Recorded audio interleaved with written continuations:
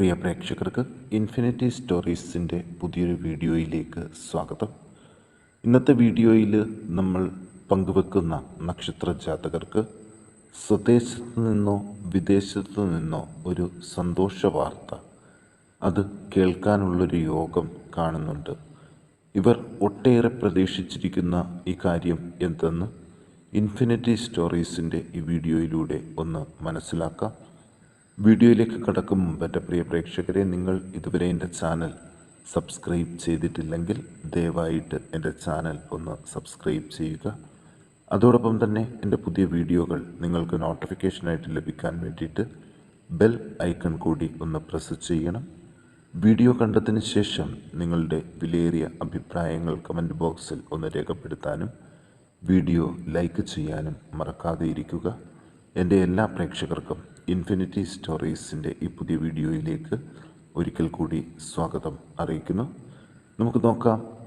മേടം രാശിയിൽ പിറന്ന കാർത്തിക നക്ഷത്ര ജാതകർക്ക് ഈ ദിവസങ്ങളിൽ കാത്തിരിക്കുന്ന സൗഭാഗ്യങ്ങളും സന്തോഷ വാർത്തയും എന്തെന്ന്, ഇവർ അനുഭവിച്ചു കൊണ്ടിരിക്കുന്ന രോഗങ്ങളിൽ നിന്നൊരു മോചനം, അതുപോലെ തന്നെ വിദേശത്ത് മക്കളിൽ നിന്നൊരു സന്തോഷകരമായ കാര്യം കേൾക്കാനുള്ളൊരു യോഗം ഇത് രണ്ടും കാണുന്നുണ്ട്.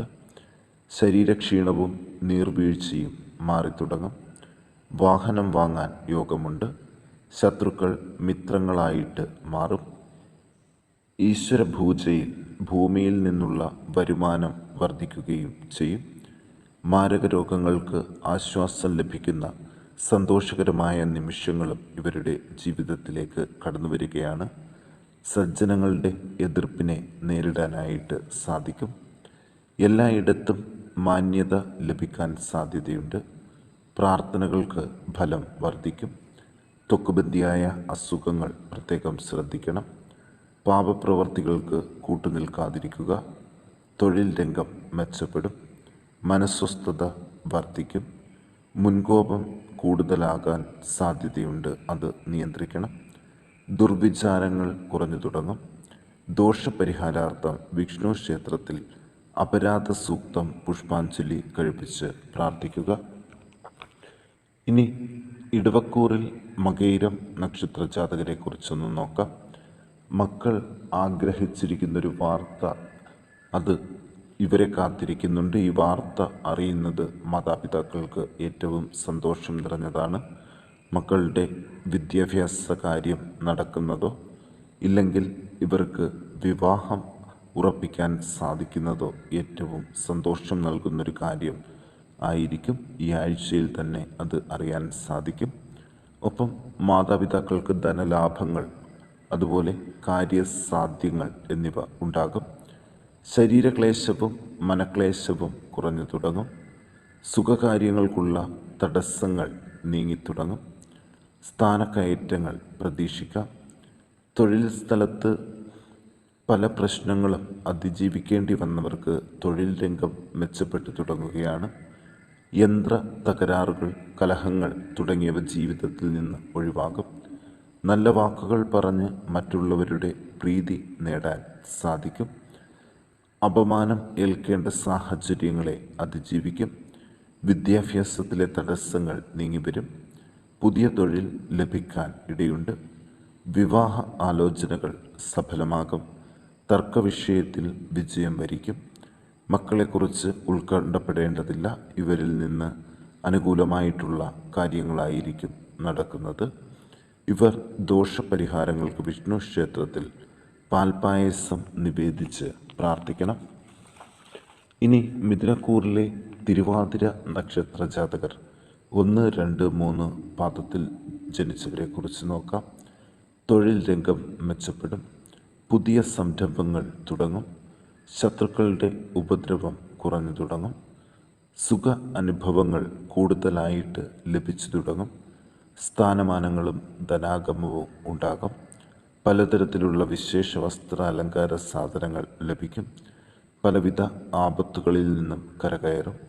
വ്രണങ്ങൾ, രക്തസ്രാവം, വിളർച്ച ഇവ ശ്രദ്ധിക്കണം. മാനക്ഷയത്തിൽ നിന്ന് മോചനം ഉണ്ടാകും.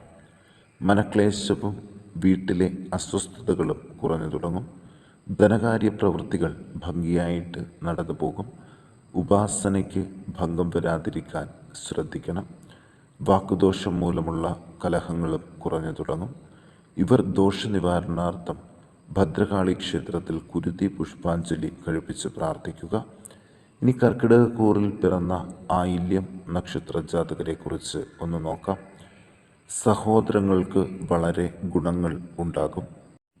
ക്ഷമ ജീവിതത്തിൽ ഏറ്റവും കൂടുതലായിട്ട് ലഭിക്കും.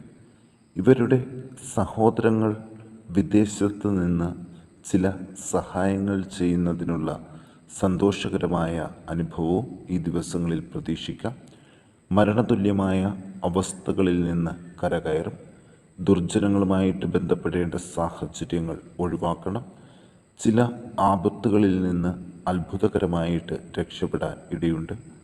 പൂർവികമായി അറിഞ്ഞു വന്നിരുന്ന കാര്യങ്ങളിൽ ചില തിരുത്തലുകൾ വേണ്ടിവരും. ഭാര്യാഭർത്തൃ കലഹങ്ങൾ കുറഞ്ഞു തുടങ്ങും. ഇവർ ദോഷശാന്തിക്ക് ശിവങ്കൽ മൃത്യുഞ്ജയ മന്ത്രപുഷ്പാഞ്ജലി കഴിപ്പിച്ച് പ്രാർത്ഥിക്കാനായിട്ട് പ്രത്യേകം ശ്രദ്ധിക്കുക. ഇനി നമുക്ക് ചിങ്ങക്കൂറിൽ പിറന്ന ഉത്രം നക്ഷത്ര ജാതകർ ഒന്നാം പാദത്തിൽ ജനിച്ചവരെക്കുറിച്ചൊന്ന് നോക്കാം. ഇവർക്കും ഇവരുടെ ജീവിതത്തിൽ ഒട്ടനവധി ഭാഗ്യങ്ങൾ ലഭിച്ചു തുടങ്ങുകയാണ്. സാമ്പത്തിക ബുദ്ധിമുട്ടുകളെ അതിജീവിക്കാനായിട്ടുള്ള വഴികൾ തെളിയും. ഗവൺമെൻറ് വക സ്ഥാപനങ്ങളുടെ ഇടപാടുകളിൽ വിജയം വരും. അലങ്കാര വസ്തുക്കളോട് താൽപ്പര്യം കൂടിത്തുടങ്ങും. മക്കളുടെ വിവാഹം മുടങ്ങി ദുഃഖിതരായി കഴിയുന്ന മാതാപിതാക്കൾക്ക് സന്തോഷം നൽകിക്കൊണ്ട് പുതിയൊരു വിവാഹ ആലോചന ജീവിതത്തിലേക്ക് വരും. കലഹഭയം കുറഞ്ഞു തുടങ്ങും. ശത്രുക്കൾ അകന്നു പോകാതിരിക്കാൻ പ്രത്യേകം ശ്രദ്ധിക്കണം. മക്കൾക്ക് സൗഖ്യം ഉണ്ടാകും. മനസ്സന്തോഷം ഉണ്ടാകും. വാക്കുദോഷം ഉണ്ടാകുമെങ്കിലും പിന്നീട് അത് തിരുത്താൻ അവസരം ലഭിക്കും. മറ്റുള്ളവരെ പറ്റി നിന്ദ്യമായി സംസാരിക്കാതിരിക്കാൻ ശ്രദ്ധിക്കണം. ക്ലേശ അനുഭവങ്ങളിൽ നിന്ന് കരകയറും. അപവാദങ്ങൾ കേൾക്കേണ്ട സാഹചര്യത്തിൽ നിന്ന് മോചനം ഉണ്ടാകും. നേത്രരോഗം, വാതബന്ധിയായ അസുഖങ്ങൾ ഇവ ശ്രദ്ധിക്കണം. വിവാഹ ആലോചനകൾ ഉറപ്പിക്കാനാകാതെ ദുഃഖിക്കുന്നവർക്ക് നല്ല വിവാഹ ആലോചനകൾ വരാനുള്ള സാധ്യതകളും കാണുന്നുണ്ട്. വിദ്യാഭ്യാസത്തിലെ തടസ്സക്ലേശങ്ങളും തർക്കവിഷയങ്ങളിൽ വിജയം വരിക്കാനും ഉള്ള സാഹചര്യങ്ങളൊക്കെ കാണുന്നുണ്ട്. ദോഷനിവാരണാർത്ഥം വിദ്യാർത്ഥികൾ ശിവങ്കൽ മേധാസൂക്തം പുഷ്പാഞ്ജലി കഴിപ്പിച്ച് പ്രാർത്ഥിക്കുക. മറ്റുള്ളവർ ധാര കഴിക്കാനും പ്രത്യേകം ശ്രദ്ധിക്കണം. ഇനി കന്നിക്കൂറിൽ പിറന്ന അത്തം നക്ഷത്ര ജാതകരെക്കുറിച്ച് ഒന്ന് നോക്കാം. ശരീരക്ഷീണം കുറഞ്ഞു തുടങ്ങും. വായ്ക്കുണ്ടാകുന്ന അസുഖങ്ങൾ, നേത്രരോഗം ഇവ ശ്രദ്ധിക്കണം. കൂട്ടുകെട്ടുകളിൽപ്പെട്ട് ദുസ്വപ്നങ്ങൾ ഉണ്ടാകാൻ ഇടയുണ്ട്. കാൽനടയാത്രകൾ കൊണ്ട് പ്രതീക്ഷിക്കുന്ന കാര്യങ്ങൾ നടന്നു കിട്ടും. കാര്യതടസ്സങ്ങളെ അതിജീവിക്കും. അഗ്നിഭയത്തിൽ നിന്ന് അത്ഭുതകരമായിട്ട് രക്ഷപ്പെടും. ആരോഗ്യത്തെക്കുറിച്ച് ഈ സമയത്ത് ആശങ്ക വേണ്ട. ദാമ്പത്യ കലഹങ്ങൾ വഴിവിട്ടു പോകാതെ ശ്രദ്ധിക്കണം.